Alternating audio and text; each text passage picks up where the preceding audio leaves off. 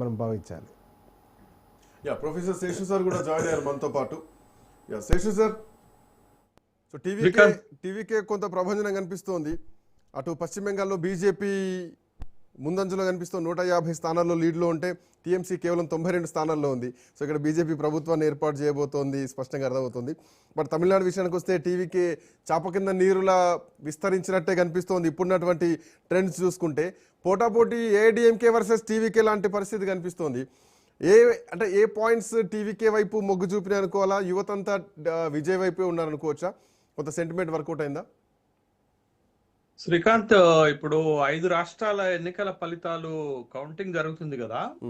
మనకి పాండిచ్చేరిలో ఒక స్పష్టత వచ్చేస్తుంది, అవును, కేరళలో కూడా ఒక స్పష్టత వచ్చేసినట్టే, అస్సాంలో పూర్తి స్థాయి స్పష్టత వచ్చేసినట్టే. ఇక మిగతా 2 రాష్ట్రాలు, ఒకటి తమిళనాడు, రెండోది వెస్ట్ బెంగాల్, ఈ 2 పెద్ద రాష్ట్రాల్లో ఏంటి పరిస్థితి అనేటటువంటి ఒక అంశాన్ని చూస్తే తమిళనాడు చాలా ఇంట్రెస్టింగ్ గా మారిపోయింది. తమిళనాడు ఏంటి అంటే ప్రీ పోల్ సర్వేలు, ఎగ్జిట్ పోల్ సర్వేలు అంచనాలకు మించి ఇక్కడ టీవీకే పెర్ఫార్మెన్స్ ఉన్నట్టుగా మనకు కనపడుతుంది. ముఖ్యంగా యాక్సిస్ మై ఇండియా తప్ప, ఒక్క యాక్సిస్ మై ఇండియా తప్ప మిగతావన్నీ కూడా డిఎంకే గెలుస్తుంది అని ఎగ్జిట్ పోల్ సర్వేలు కూడా మనం చూసాము.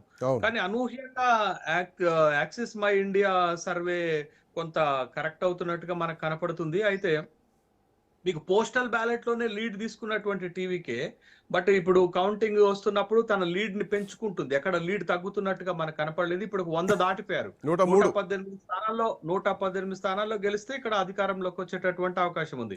కానీ అనూహ్యంగా ఏంటి అంటే డిఎంకే 3వ స్థానానికి పడిపోయింది. అంటే ఇక్కడ పోటీ ఏడిఎంకేకి టీవీకేకి మధ్య కొనసాగుతున్నటువంటి నేపథ్యంలో ఆ టీవీకే పెర్ఫార్మెన్స్ కనుక మనం చూస్తే ఒక విధంగా ఎన్నికల్లో మళ్ళొకసారి సినిమా గ్లామర్ అద్భుతంగా పనిచేసింది అనేటటువంటి విషయం స్పష్టమవుతుంది. ఎందుకంటే 1983లో ఎన్టీ రామారావు ఎలా ప్రభంజనం సృష్టించారో, 1977లో ఎంజి రామచంద్రన్ ఇదే తమిళనాడులో ఎలాంటి ప్రభంజనం సృష్టించారో టీవీకే కూడా అంతే కనపడుతున్నట్టుంది. అయితే మనం అనేక సందర్భాల్లో పంచతంత్రం కింద మనం చర్చలు చేశాం.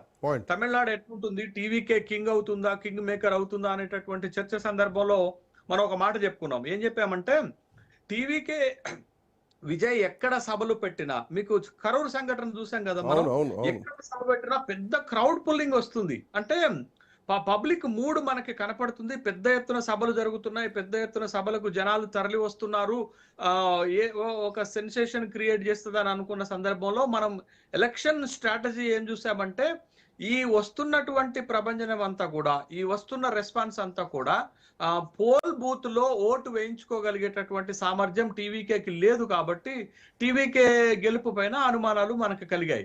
కానీ ఎవరైతే టీవీకేకి విజయ్ పైన అభిమానం ఉన్నారో వాళ్ళందరూ యంత్రాంగం ఉన్నా లేకపోయినా, పోల్ మేనేజ్మెంట్ ఉన్నా లేకపోయినా, నాయకులు ఉన్నా లేకపోయినా, లేకపోతే ఒక ఫేస్ వాల్యూ ఉన్నటువంటి వాళ్ళు నిలబడినా నిలబడకపోయినా టీవీకేకు ఓటు వేశారనేటటువంటి విషయం స్పష్టమవుతుంది. 2 ద్రవిడియన్ పార్టీలను దాటి ఈ పెర్ఫార్మెన్స్ చేస్తుందంటే ఇప్పటికి విజయ్ గెలిచినా గెలవపోయినా సక్సెస్ అయినట్టే లెక్క. ఎందుకంటే 3-4 దశాబ్దాలుగా తమిళనాడులో ఏకఛత్రాధిపత్యంగా తమిళ పార్టీలు గెలుస్తున్నటువంటి నేపథ్యంలో బట్ ఈ స్థాయి పెర్ఫార్మెన్స్, బట్ చివరి ఫలితం అంతిమ ఫలితం ఎలా ఉంటుందనేది పక్కన పెడితే, బట్ ఇప్పుడు వస్తున్న ట్రెండ్స్ కానీ ఇప్పుడు వస్తున్న ఫలితాన్ని కానీ మనం చూస్తే టీవీకే విజయ్ పూర్తి స్థాయిలో సక్సెస్ అయినట్లే లెక్క. అయితే ఇక్కడ మనం గమనించాల్సింది ఏంటంటే, అసలు టీవీకే విజయ్కి ఈ ఫాలోయింగ్ ఎందుకు వచ్చింది అనేది కనుక మనం చూస్తే, మీకు ఎలక్షన్ షెడ్యూల్ వచ్చిన తర్వాత కూడా టీవీకేని ఎన్డీఏ కూటమిలో చేర్చుకోవటానికి విశ్వ ప్రయత్నాలు జరిగాయి.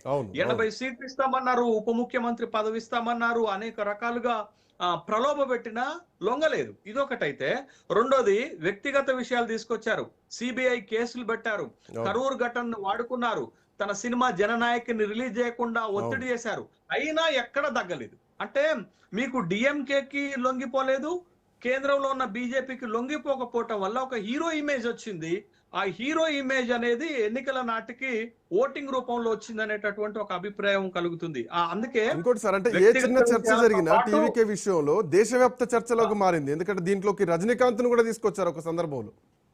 అవును కదా, టీవీకేలో ఉన్నటువంటి సెకండ్ ఫేస్ ఉన్నటువంటి అతను ఏదో ఒక మాట అన్నారు అనేటటువంటి విషయంలో తోటి రజనీకాంత్ ను కూడా తీసుకొచ్చారు. అంటే రజనీకాంత్ కి ధైర్యం లేనటువంటి వ్యక్తిగా, టీవీకే విజయ్ ఒక ధైర్యం ఉన్నటువంటి వ్యక్తిగా అది వచ్చేటట్టు ఒక ప్లాన్ చేసి మీకు తమిళనాడు మొత్తం పోస్టర్ లాంటి ఇచ్చారు. రజనీకాంత్ అభిమానులు ఎవరు కూడా టీవీకేకి ఓటు వేయద్దు అనేటటువంటి ఫ్యాన్స్ అసోసియేషన్ అన్ని తీర్మానాలు చేసినటువంటి సందర్భం కూడా ఉంది. బట్ ఇవన్నీ అడ్డంకులను అధిగమించి ఇవాళ టీవీకే అనేటటువంటి పార్టీ ఒక బెటర్ పెర్ఫార్మెన్స్ చేస్తుంది. బట్ అది చివరి వరకు గనక నిలబడితే మనం అనుకునేటటువంటి 118 స్థానాల్లో టీవీకే విజయం సాధించడం పెద్ద కష్టమైనటువంటి విషయం కాదు. ఇప్పుడున్న ట్రెండ్స్ కొనసాగించిన టీవీకే కింగ్ అయ్యేటటువంటి అవకాశమే ఉంది. బట్ ఏమన్నా ఒకళ్ళు అధికారం చేపట్టడానికి ఏమన్నా తక్కువ సీట్లు వస్తే ఖచ్చితంగా మద్దతు ఇవ్వడానికి పార్టీలన్నీ ముందుకు వస్తాయన్న దాంట్లో సందేహం లేదు. బట్ ఇది తమిళనాడు ఎన్నికలను అయితే మనం ఒక సెన్సేషన్ గానే చూడాల్సినటువంటి అవసరం ఉంది. మనం ఎగ్జిట్ పోల్ కి ఎగ్జాక్ట్ పోల్ కి చాలా డిఫరెన్స్ కనపడుతుంది. ఎవరు కూడా అంచనా వేల టీవీకే ఈ స్థాయిలో పెర్ఫార్మెన్స్ చేస్తుంది అనేది.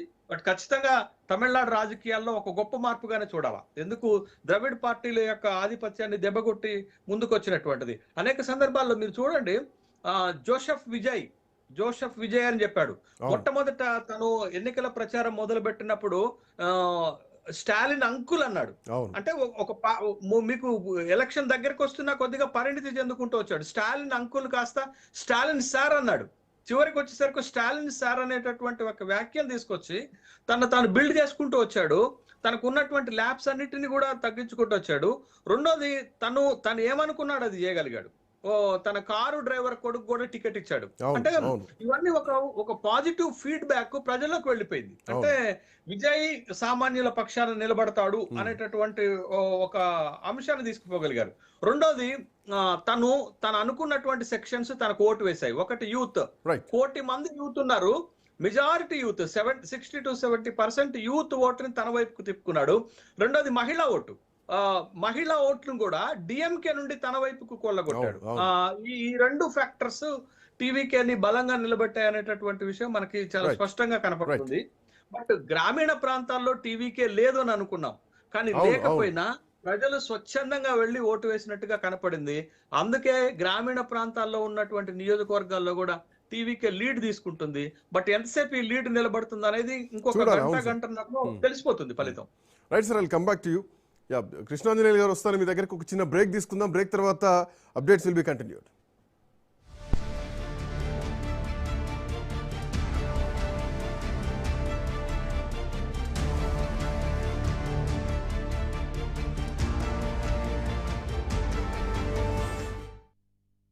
ఫలితాల్లో ఆంధ్రప్రదేశ్